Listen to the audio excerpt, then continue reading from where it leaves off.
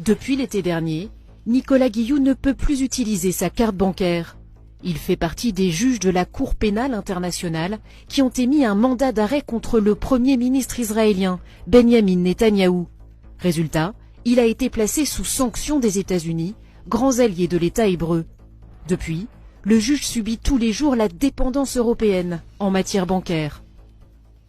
J'étais dans une gare aux Pays-Bas il y a quelques semaines. Il y avait un panneau où il était inscrit « No cash ».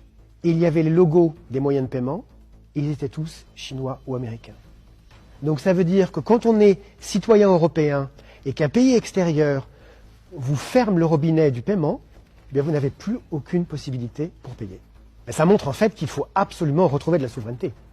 Parce qu'en fait c'est une énorme fragilité. Aujourd'hui ça arrive à 11 juges et procureurs de la Cour pénale internationale, mais ça peut arriver à beaucoup de personnes. J'ai découvert que la quasi-totalité des moyens de paiement, en fait, en France aujourd'hui, eh bien, ils sont américains. Votre carte bleue marche plus. Eh ben, elle a été déconnectée parce qu'en fait, les seules cartes que nous avons en France, ce sont des Visa et des Mastercard. Je peux plus commander sur Amazon, je ne peux plus réserver un Airbnb. J'ai essayé par exemple de réserver un hôtel sur Booking. J'ai bien compris que la transaction allait bloquer. J'ai fait une transaction avec Expedia. J'ai reçu un email qui me dit ma transaction est annulée. C'est très pénible au quotidien. On revient 30 ans en arrière, c'est une machine à remonter le temps. En fait, on revient au monde pré-numérique. Si les procureurs ont peur de poursuivre, si les avocats ont peur de défendre, si les juges ont peur de juger, si les parlementaires ont peur de voter les lois, si les ministres ont peur de les appliquer, il n'y en a plus de démocratie. Ça veut dire qu'on va agir exclusivement par la peur.